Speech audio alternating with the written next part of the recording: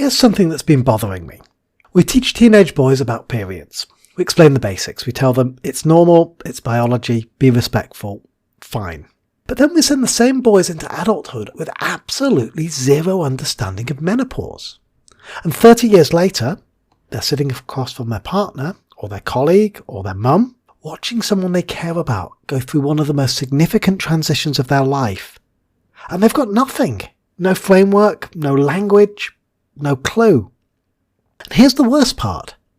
They think it's not their problem to understand. So today, we're going to fix that. As a brief disclaimer, before we go any further, a quick reminder, I'm a clinical hypnotherapist and coach. I'm not a doctor. Nothing I say is medical advice. If you or someone you care about is struggling with menopause symptoms, see a healthcare professional. Right, let's dive in. So what is menopause? Here's the basics you should have learned. Let's start with what menopause actually is, because most men genuinely don't know. Menopause is the permanent end of menstruation. It's diagnosed after 12 consecutive months without a period.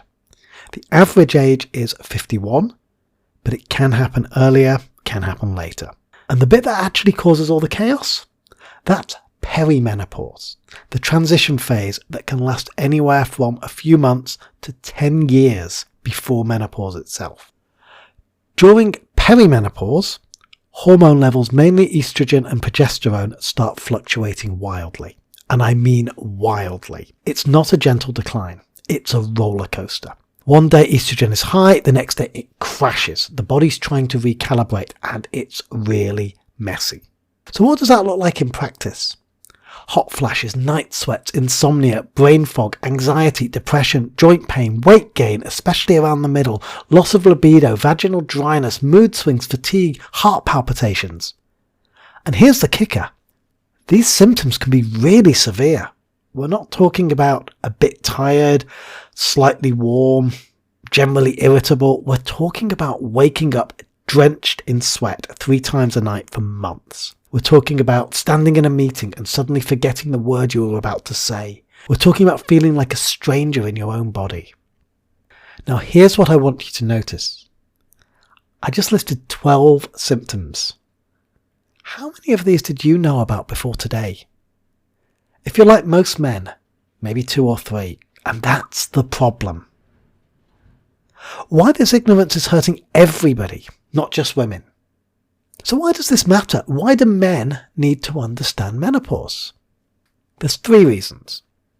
First, your partner. If you're in a relationship with a woman approaching or going through menopause, your ignorance is making it hard for her. Not because you're a bad person, but because you don't have the information to show up properly. When she says she's exhausted, you might think she's just stressed. When she snaps at you, you might think she's being unreasonable.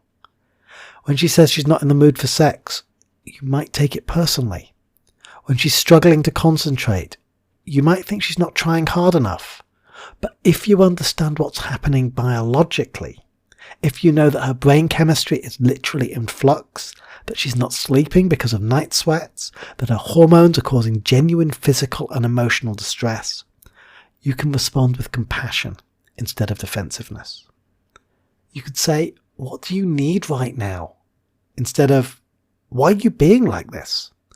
And that's the difference between being a supportive partner and being part of the problem. Second, your workplace. Menopause isn't just a home issue, it's a workplace issue. Women going through menopause are often at the peak of their careers. They're senior managers, executives, business owners, and they've got decades of experience. Many of them are suffering in silence because workplaces don't talk about menopause.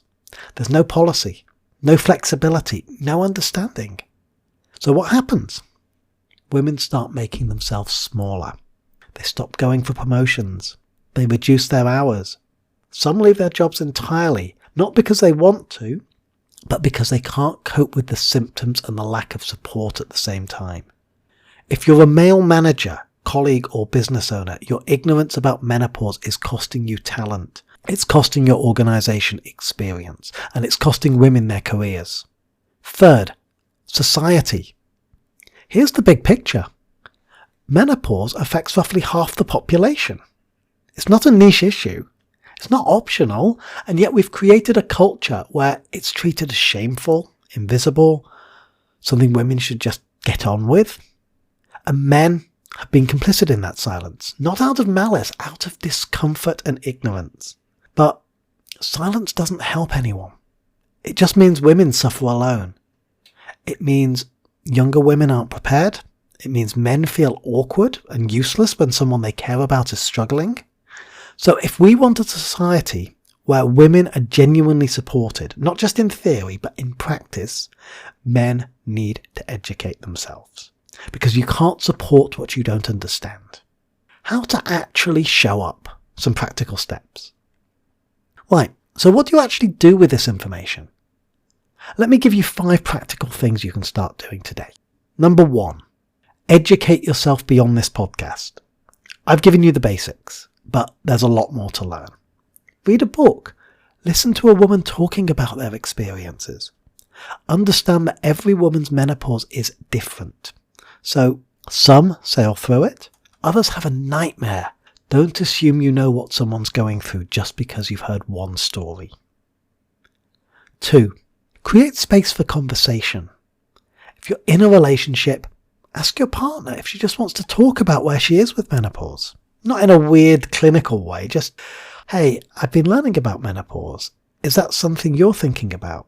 How can I support you? And then, this is key. Listen without trying to fix it. You're not a doctor, you're not a problem solver in this situation, you're a witness. And your job is to make her feel heard, not to have all the answers. 3, notice the practical stuff. Is the bedroom too warm? Offer to get a fan or change the bedding. Is she exhausted? Take something off her plate without being asked. Is she struggling with brain fog? Write things down. Send reminders. Don't make her feel stupid for forgetting things. These aren't grand gestures. They're small practical acts of care, and they matter. 4, if you're a manager or business owner, implement menopause-friendly policies. Flexible working hours, temperature control in the office, access to quiet spaces, time off for appointments, and normalise talking about it. If your workplace can talk about mental health, it can talk about menopause. 5, challenge the silence. If you hear a joke about menopause, don't laugh. If you hear someone dismissing a woman's symptoms, push back. If you're in a conversation where menopause is being treated as a punchline or a problem women should deal with, say something. Because the more men treat menopause as normal, as a biological fact that deserves understanding and support, the easier it becomes for everyone. Why this matters to you personally? Look, I know some of you might be thinking, this is all well and good, Martin, but why should I care? I'm not going through menopause. And you're right, you're not. But if you care about women, your partner, your mum, your sister, your colleagues, your friends, then you care about menopause because it's going to affect someone you love if it hasn't already. And here's the other thing. This isn't just about being a good person. It's about being effective in your relationships and your life. If the people around you are struggling and you don't understand why, you're going to misinterpret their behaviour. You're going to take things personally that aren't about you, and you're going to create unnecessary conflict. But if you understand what's happening, if you have the framework, you can show up with empathy. You can be the person they rely on. You can strengthen your relationship instead of damaging them through ignorance. That's not charity. That's enlightened self-interest. In finishing, so here's where we land. Menopause isn't a women's issue. It's a human issue. And men have a responsibility to understand it. Not as experts, but as allies. You don't need to know everything. You don't need to have all the answers. You just need to give a damn. Educate yourself. Ask questions. Listen. Show up. Because the women in your life, your partners, your colleagues, your friends, they're not asking for perfection. They're asking for understanding. And that's something you can absolutely provide. If this resonated with you, subscribe to the Martin Pavian podcast wherever you're listening. New episodes drop twice a week. I'd love to hear from you. How has menopause affected your life or relationships? What questions do you have? Send me an email. I read every single one. And if you're navigating a major transition, whether that's menopause, a relationship crossroads, career change, or something else entirely, and you want to explore how coaching and hypnotherapy can help, visit martinpavian.com for a free 20-minute clarity call. Let's talk about where you are and where you want to be. I'm Martin Pavian. Thanks for listening. I'll see you in the next one.